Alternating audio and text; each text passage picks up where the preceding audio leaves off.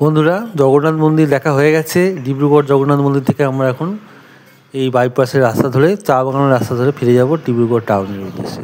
তো চলুন, রাস্তাটা একটু দেখাবো, আশা করি ভালো লাগবে। সঙ্গে থাকুন। আর চা বাগানটা খুব সুন্দর, আর বিকেলে পড়ন্ত বেলায় আকাশটা দেখুন, অসাধারণ লাগছে। সঙ্গে থাকুন, দেখতে থাকুন।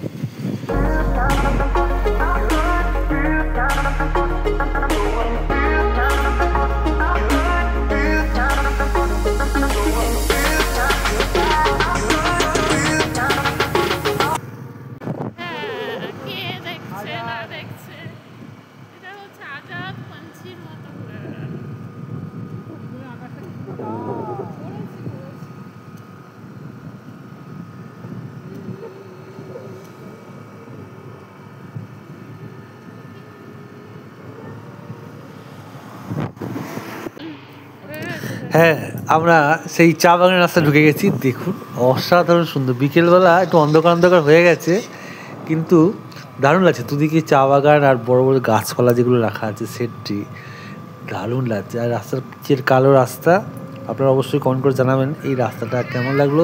আর পারলে একবার অবশ্যই ঘুরে যাবেন এই রাস্তায়। শান্ত নিরিবিলি পরিবেশে এত সুন্দর একটা অনুভূতি। সঙ্গে থাকুন, দেখতে থাকুন, দারুণ মজা।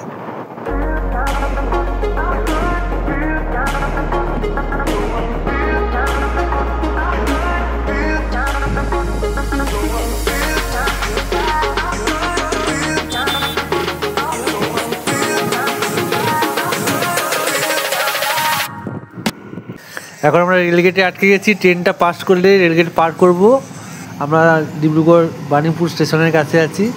তো এই ট্রেনটা গেলে তারপর আমরা যেতে পারবো। অনেকক্ষণ তো দাঁড়িয়ে আছি। যাই হোক, ভালো লাগে বেশ। ট্রেনে বসে ট্রেন দেখা একরকম, আর বাইরে থেকে ট্রেন দেখা এরকম। ছোটোবেলা থেকে বাইরে থেকে ট্রেন দেখে দেখে একটা আলাদা অনুভূতি লাগতো। সেটা একটু চামটা দেওয়ার চেষ্টা করলাম। আশা করি ভালো লাগবে। আর কমেন্ট করে জানাবেন আপনাদের আজকে এই ইভিনিং ভিডিওটা কেমন লাগলো। ভালো লাগলে এরকম ভিডিও আপনি আরও নিয়ে আসুন। সঙ্গে থাকুন, দেখতে থাকুন।